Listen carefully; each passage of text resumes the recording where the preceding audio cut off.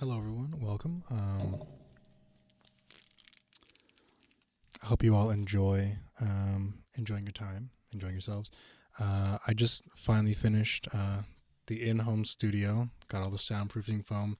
Since it's a goofy closet, can't get it to connect. Plus, I can't, permanently affix anything.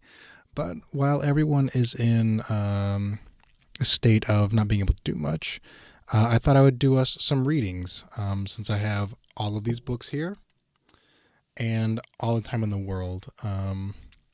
Normally I would be in front of my computer, but that's too loud, and we want this to be as crisp and clean as possible. I do have my tablet in here, though, so here's the rules of what this is. Ooh, as I see, we are a little bit too... whatever.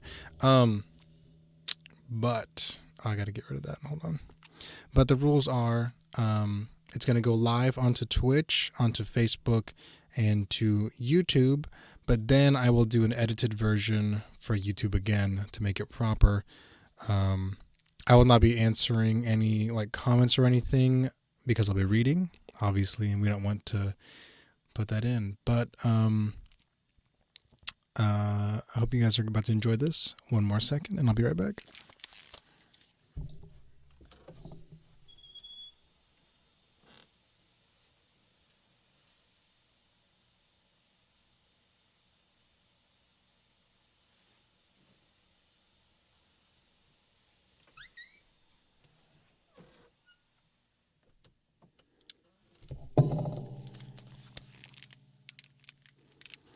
All right, so as you can see, the title of this, the book, is Halo: Fall of Reach. I have the original one right there, but this is the definitive edition published by 343 Industries much later. So I hope you enjoy these dulcet tones. I'm going to try my best to make sure we do a good job. If anything is too loud or anything, let me know in the chat and I'll turn it up and down. I won't answer, though. I'll just do it silently. So thank you so much for tuning in. And if you want to see an edited professional version, come back in a couple of days and I'll have it uploaded onto YouTube, onto my original Nick show, the original Nick show. So this is Halo: The Fall of Reach, Part 1. So that's going to be the prologue and Chapter 1 and probably Chapter 2. I've got time. So, Halo: The Fall of Reach by Eric Nyland. By Eric Nyland. Prologue. 0500 hours. February 12th, 2535. Military calendar. Lambda Serpentis System. Jericho 7, Theater of Operations. Contact. All teams stand by. Enemy contact my position. The chief knew there were probably more than 100 of them. Motion sensors were off the scale. He wanted to see them for himself, though. His training made that lesson clear. Machines break, eyes don't. The 4 Spartans that composed Blue Team covered his back, standing absolutely silent and immobile in their Mjolnir combat armor. Someone had once commented they looked like Greek war gods in their armor. But his Spartans were far more effective and ruthless than Homer's gods had ever been. He snaked the fiber optic probe up and over the 3-meter-high stone ridge. When it was in place, the chief linked it to his helmet's heads-up display. On the other side, he saw a valley with eroded rock walls and a river meandering through it. And camped along the banks, as far as he could see, were grunts. The Covenant used the stocky aliens as cannon fodder. They stood a meter tall and wore armored environment suits that replicated the atmosphere of their frozen homeworld. They reminded the chief of biped dogs, not only in appearance, but because of their speech. Even with the new translation software, was an odd combination of high-pitched squeaks, guttural barks, and growls. They are about as smart as dogs, too, but they lacked in brain power. They made up for in sheer tenacity. He had seen them hurl themselves at their enemies until the ground was piled high with their corpses, and their opponents had depleted their ammunition.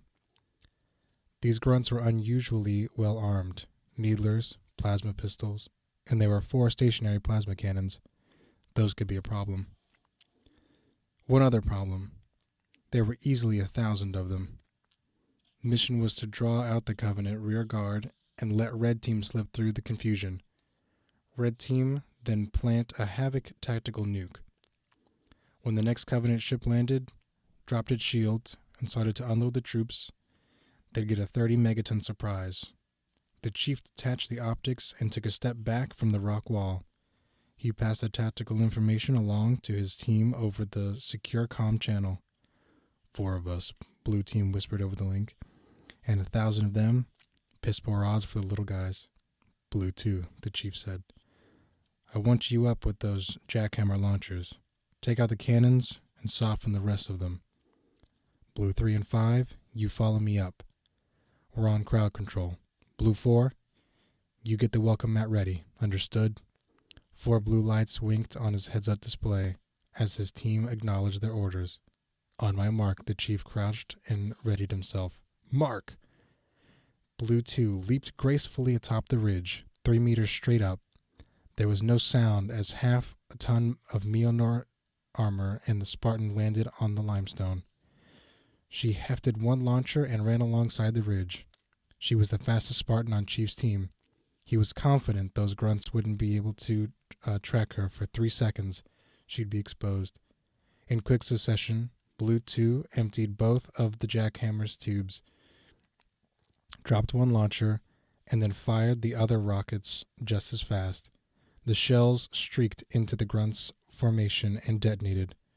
One of the stationary guns flipped over, engulfed in blast, and the gunner was flung to the ground. She ditched the launcher, jumped down, rolled once, and was back on her feet, running at top speed to the fallback point. The chief, Blue 3, and Blue 5, leaped to the top of the ridge. The chief switched to infrared to cut through the clouds of dust and propellant exhaust just in time to see the second salvo of jackhammers strike their targets. 2 consecutive blossoms of flash, fire, and thunder decimated the front ranks of the grunt guards, and most importantly, turned the last of the plasma cannons into smoldering wreckage. The chief and the others opened fire with their MA-5B assault rifles, a full automatic spray of 15 rounds per second. Armor-piercing bullets tore into the aliens, breaching their environment suits and sparking the methane tanks that they carried.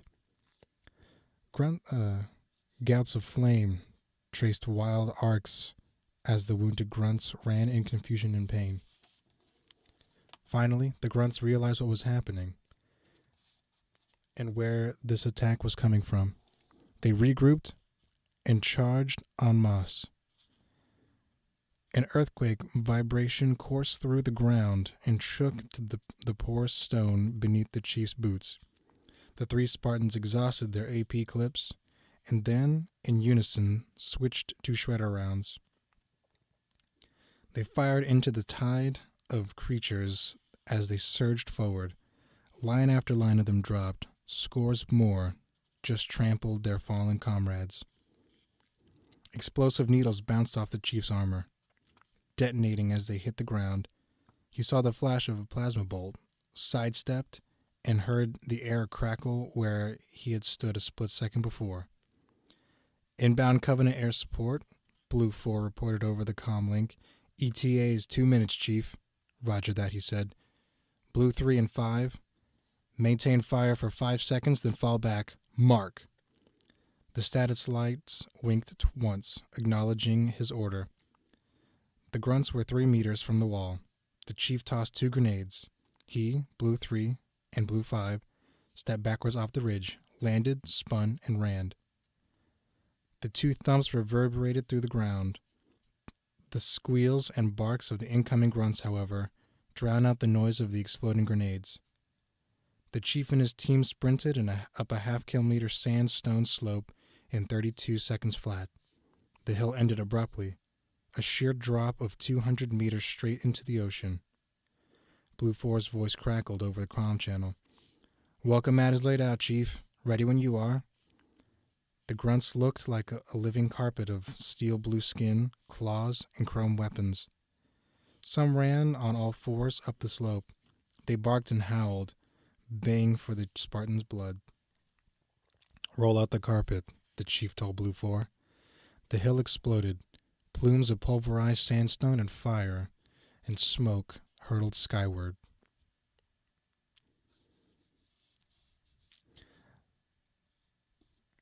The Spartans had buried a spiderweb pattern of lotus and anti-tank mines earlier that morning. Sand and bits of metal pinged off the chief's helmet. The chief and his team opened fire again, picking off the remaining grunts that were still alive and struggling to stand. His motion detector flashed a warning. They were incoming projectiles, high at 2 o'clock. Velocities at over 100 kilometers per hour. 5 Covenant Banshee flyers appeared over the ridge. New contact. All teams open fire, he barked. The Spartans, without hesitation, fired on the alien flyers.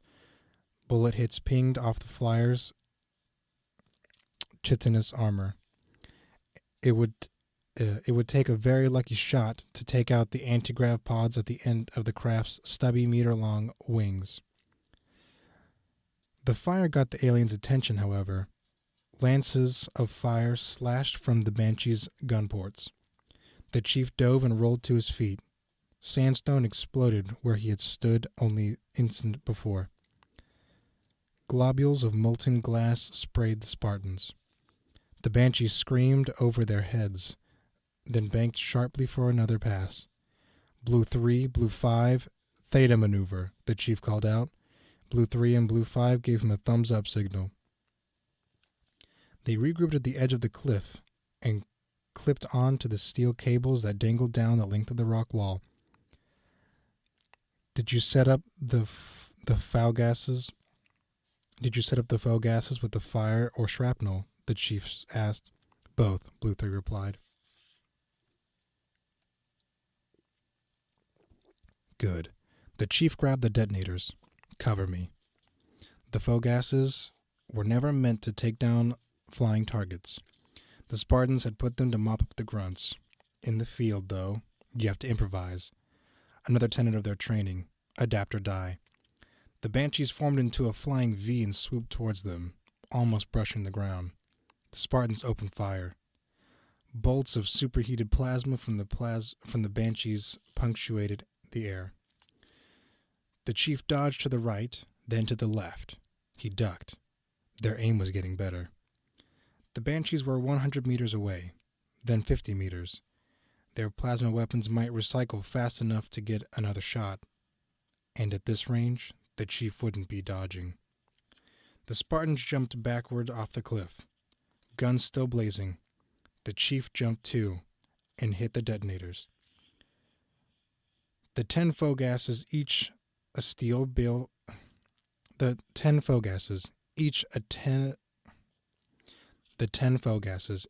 steel barrel filled with napalm and spent AP and shredder casings, had been buried a few meters from the edge of the cliff, their mouths angled up at 30 degrees.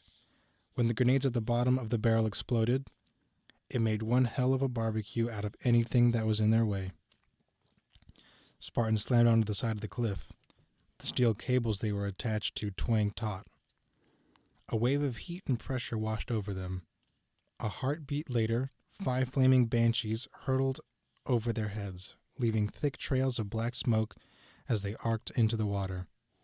They splashed down, then vanished beneath the emerald waves. The Spartans hung there a moment, waiting and watching with their assault rifles on the water. No survivors surfaced. They rappelled down to the beach to rendezvous with Blue 2 and 4. Red Team reports mission objective achieved, Chief, Blue 2 said. They send their compliments. It's hardly going to balance the scales, Blue 3 muttered, and kicked the sand. Not like those grunts when they slaughtered the 105th drop jet platoon. They should suffer just as much as those guys did. The chief said nothing to say to that. It wasn't his job to make things suffer. He was just here to win battles, whatever it took. Blue 2, the chief said. Get me an uplink. Aye, aye. She patched him into the SATCOM system. Mission accomplished, Captain DeBlanc, the chief reported. Enemy neutralized. Excellent news, the captain said. He sighed and added, but we're pulling you out, Chief. We are just getting warmed up down here, sir. Well, it's a different story up here. Move out for a pickup ASAP. Understood, sir. The chief kicked the uplink. The chief killed the uplink. He told his team, the party's over, Spartans. Dust off in 15. They jogged double quick up 10 kilometers of the beach and returned to their dropship, a Pelican, scuffed and dented from 3 days hard fighting. They boarded and the ship's engines whined to life. Blue 2 took off her helmet and scratched the stubble of her brown hair. It's a shame to leave this place, she said, and leaned against the porthole. There are so few left. The chief stood by her and glanced out as they lifted into the air. They were wide rolling plains of palm grass, the green expanse of ocean, a wispy band of clouds in the sky, and setting red. There'll be other places to fight for, he said. Will there? She whispered. The Pelican ascended rapidly through the atmosphere. The sky darkened, and soon only stars surrounded them. In orbit, there were dozens of frigates, destroyers, and 2 massive carriers. Each ship had carbons scoring and holes peppering the hulls. They were all maneuvering to break orbit. They docked in the port bay of the UNSC destroyer Resolute. Despite being surrounded by 2 meters of titanium A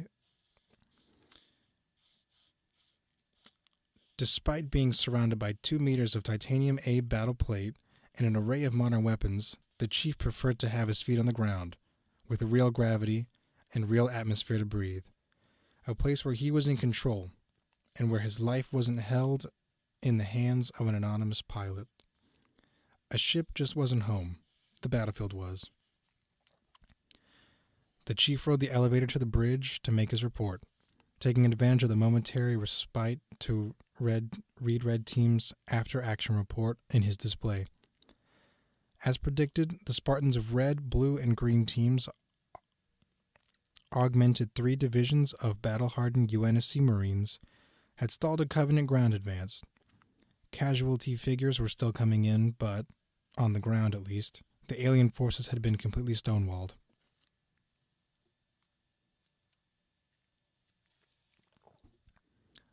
A moment later, the lift doors opened, and he stepped on the rubberized deck. He snapped a crisp salute to Captain DeBlanc. Sir, reporting as ordered.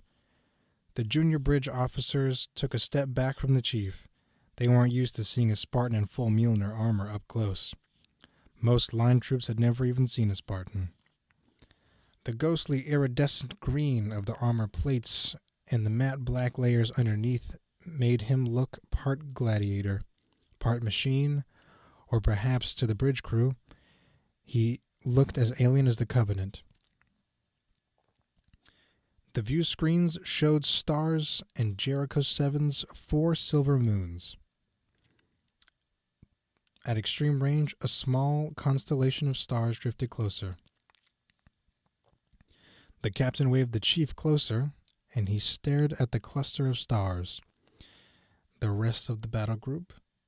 It's happening again. Request permission to remain on the bridge, sir, the chief said.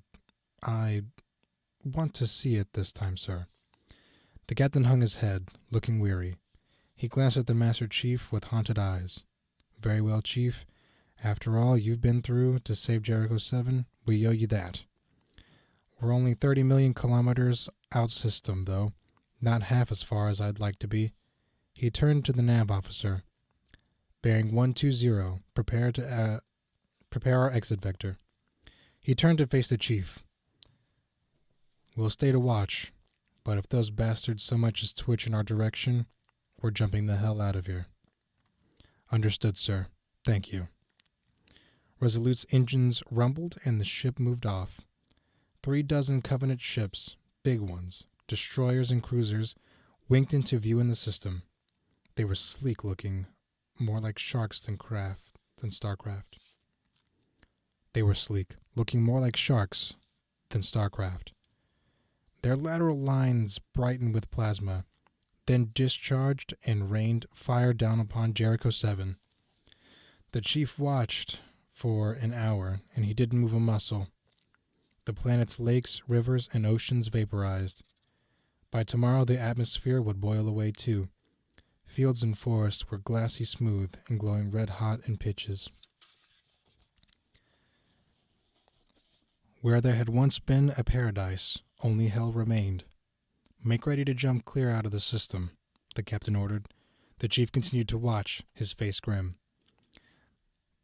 There had been 10 years of this.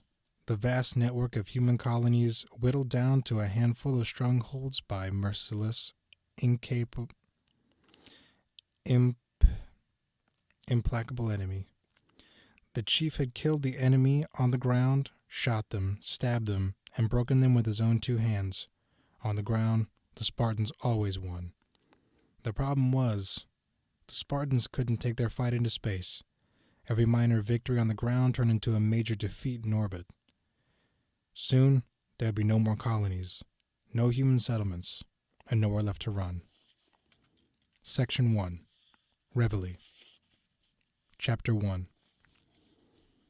0430 hours, August 17th, 2517, military calendar. Slipstream space, unknown coordinates, near Iridius star system.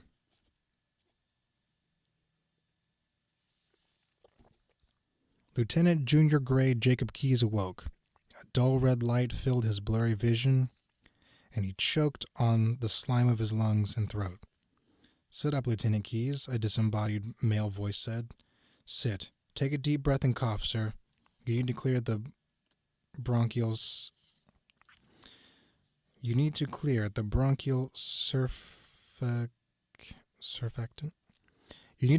bronchial surfactant. Lieutenant Keyes pushed himself up, peeling his back off the form-fitting gel bed.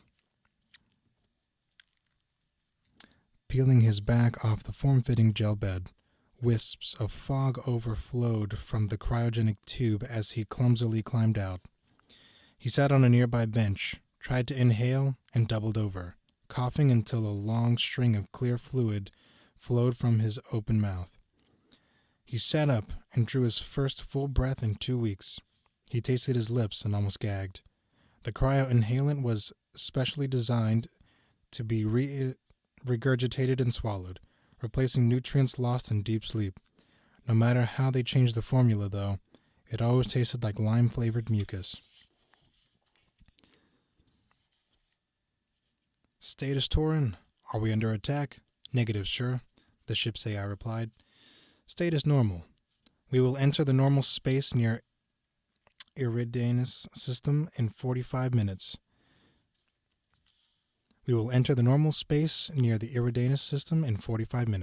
Lieutenant Keyes coughed again. Good. Thank you, Torin. You're welcome, Lieutenant. Iridianus was on the border of the outer colonies. It was just far enough off the beaten path for pirates to be lurking, waiting to capture a diplomatic shuttle like the Han. The ship wouldn't last long in space action. They should have an escort. He didn't understand why they had been sent alone, but junior lieutenants didn't question orders, especially when the orders from FleetCom HQ on Planet Reach. Wake-up protocols dictated that he inspect the rest of the crew to make sure no one had run into problems reviving. He looked around the sleep chamber. Rows of stainless steel lockers and showers, a medical pod for emergency resuscitations, and 40 cryogenic tubes, all empty except the one to his left. The other person on the Han was the civilian specialist, Dr. Halsey. Keyes had been ordered to protect her at all cost, pilot this ship, and generally stay the hell out of her way. They might as well have asked him to hold her hand. This wasn't a military mission. It was babysitting. Someone at Fleet Command must have him on their blacklist. The cover of Dr. Halsey's tube hummed open. Mist rippled out as she sat up, coughing. Her pale skin made her look like a ghost in the fog. Matted locks of dark hair clung to her cheek. She didn't look much older than him, and she was lovely. Not beautiful, but definitely a striking woman. For a civilian, anyway. Her blue eyes had fixed upon the lieutenant, and she looked him over. "We must be near Eridanus," she said. Lieutenant Keyes almost saluted reflexively, but checked the motion. "Yes, Doctor." His face reddened, and he looked away from her slender body. He had drilled in cryogenic recovery a dozen times at the academy. He'd seen his fellow officers naked before, men and women, but Dr. Halsey was a civilian. She didn't know what protocols applied. Lieutenant Keyes got up and went to her. "Can I help you?" She swung her legs out of the tube and climbed out. "I'm fine, Lieutenant. Get cleaned."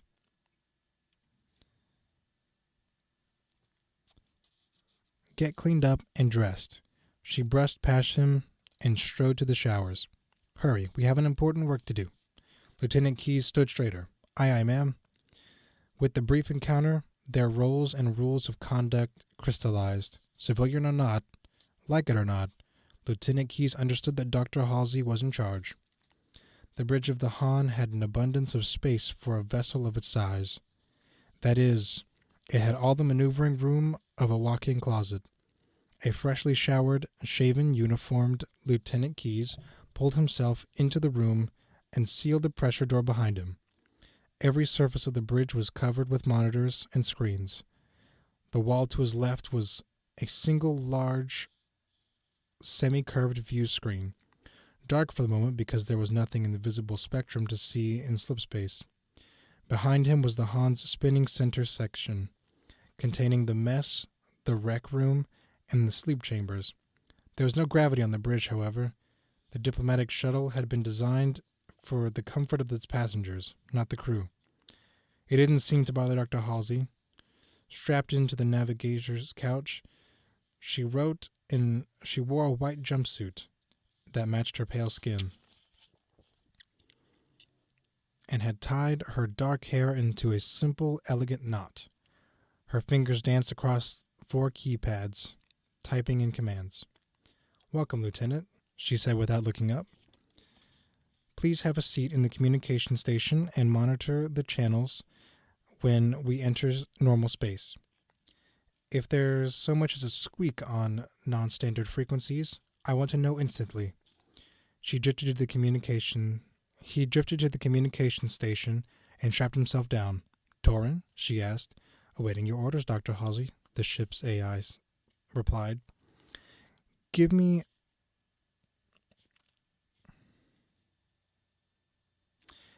astrogation maps of the system. Online, Dr. Halsey. Are there any planets currently aligned with our entry trajectory and Eridanus 2? I want to pick up gravitational boost so we can move in system ASAP. Calculating now, Dr. Hall. And can we have some music?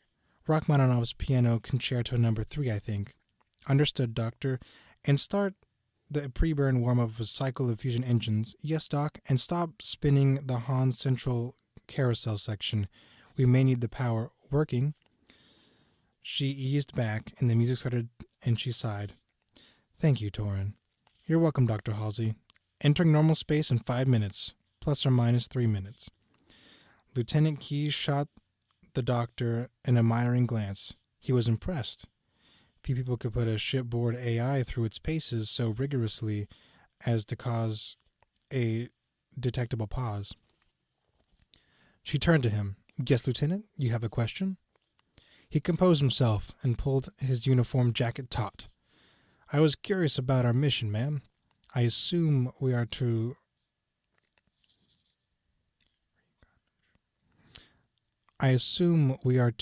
reconnoiter something. I assume we are to reconnoiter something in this system, but why send a shuttle rather than a prowler or a corvette? And why just the two of us? She blinked and smiled. A fairly accurate assumption and analysis, Lieutenant. This is a reconnaissance mission. Of sorts. We are here to observe a child. The first of many, I hope. A child. A 6-year-old male, to be precise. She waved her hand. It may help if you think this as a purely UNSC-funded psychological study. Every trace of a smile evaporated from her lips, which is precisely what you are to tell anyone who asks. Is that understood, Lieutenant? Yes, Doctor. Keyes frowned, retrieved his grandfather's pipe from his pocket, and turned it end over end. He couldn't smoke the thing. Igniting a combustible on a flight deck was against every major regulation on a UNSC space vehicle. But sometimes he just fiddled with it or chewed on the tip, which helped him think. He stuck it back into his pocket and decided to push the issue and find out more. With all due respect, Dr. Halsey, this sector of space is dangerous. With a sudden deceleration, they entered normal space. The main view screen flickered, and a million stars snapped into focus. The Han dove towards the cloud-swirled gas giant dead ahead. Stand by for burn, Dr. Halsey announced. On my mark, Torn. Lieutenant Keyes tightened his harness. 3, 2, 1, mark. The ship rumbled and sped faster towards the gas giant. The pull of the harness increased around Lieutenant's chest, making breathing difficult. They accelerated for 47 seconds. The storms of the gas giant grew larger of the view screen. Then the Han arced up and away from its surface. Iridanus drifted into the center of the screen and filled the bridge with warm orange light. Gravity boost complete, Torn chimed. ETA to Iridanus is 42 minutes and 3 seconds. Well done, Dr. Halsey said. She unlocked her harness and floated free, stretching. I hate cryosleep, she said. It leaves one so cramped. As I was saying before, Doctor, this system is dangerous. She gracefully spun to face him, halting her momentum with a hand on the bulkhead. Oh yes, I know how dangerous this system is. It has a colorful history. Rebel insurrection in 2494, beaten down by the UNSC 2 years later at the cost of 4 destroyers. She thought a moment and then added, I don't believe the officer of naval intelligence ever found their base in the asteroid field. And since there have been organized raids and scattered pirate activity nearby, one might conclude, as Oni clearly has, that the remnants of the original rebel faction are still active. Is that what you are worried about? Yes, the lieutenant replied. He swallowed, his mouth suddenly dry, and he refused to be cowed by the doctor. By a civilian. I need hardly remind you that it's my job to worry about our security. She knew more than he did, much more, about the Iridanus system, and she obviously had contacts with the intelligence community. Keyes had never seen an Oni spook. To the best of his knowledge, anyway. Mainline Navy personnel had elevated such agents to near mythological status. Whatever else he thought of Dr. Halsey, he would assume from now on that she knew what she was doing. Dr. Halsey stretched once more, then strapped herself back into the navigational couch. Speaking of pirates, she said with her back to him now, weren't you supposed to be monitoring communication channels for illegal signals, just in case someone takes undue interest in a lone, unescorted diplomatic shuttle?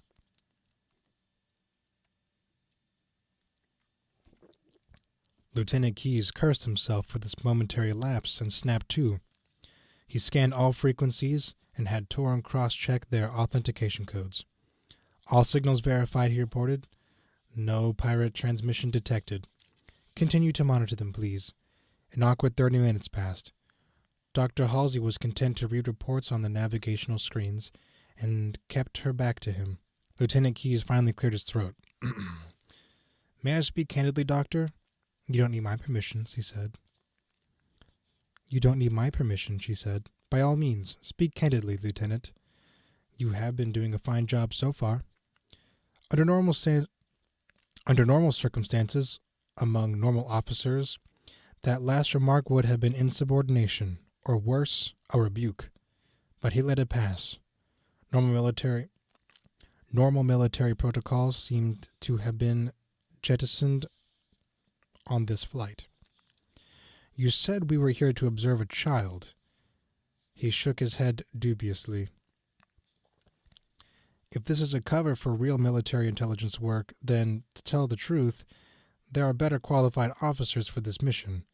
I graduated from the UNSC OCS only 7 weeks ago. My orders had me rotated to the Magellan.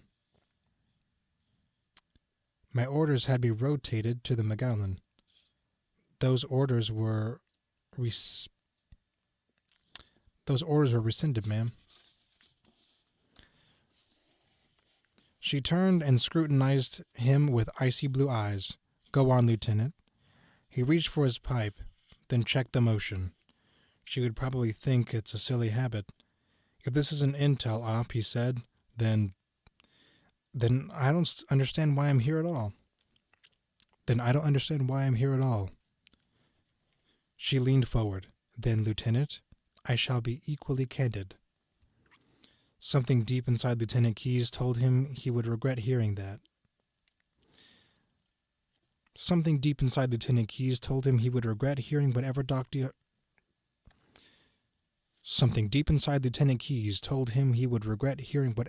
Halsey had to say. He ignored the feeling. He wanted to know the truth. Go ahead, Doctor. Her slight smile returned. You are here because Vice Admiral Stanforth, head of Section 3 of UNSC Military Intelligence Division, refused to lend me this shuttle without at least one UNSC officer aboard. Even though he knows damn well that I can pilot this bucket by myself. So I picked one UNSC officer. You. She tapped her lower lip thoughtfully and added, You see, I read your file, Lieutenant. All of it. I don't know, you do know what I'm talking about. She rolled her eyes. You don't lie well. Don't insult me by trying again. Lieutenant Key swallowed. Then why me? Especially if you've seen my record. I chose you precisely because of your record. Because of the incident in your second year at OCS. 14 ensigns killed. You were wounded and spent 2 months in rehabilitation. Plasma burns are particularly painful, I understand. He rubbed his hands together. Yes. The lieutenant responsible was your CO on that training mission. You refused to testify against him despite overwhelming evidence and the testimony of his fellow officers and friends. Yes. They told the Board of Review the secret that Lieutenant had entrusted to you all, that he was going to test his new theory to make slip space jumps more accurate. He was wrong, and you all paid for his eagerness and poor mathematics. Lieutenant Key studied his hands, and he felt... Lieutenant Key studied his hands, and had the feeling of falling inward. Dr. Halsey's voice sounded distant. Yes. Despite continuing pressure, you never testified. They threatened to demote you, charge you with insubordination and refusing a direct order, even discharge you from the Navy.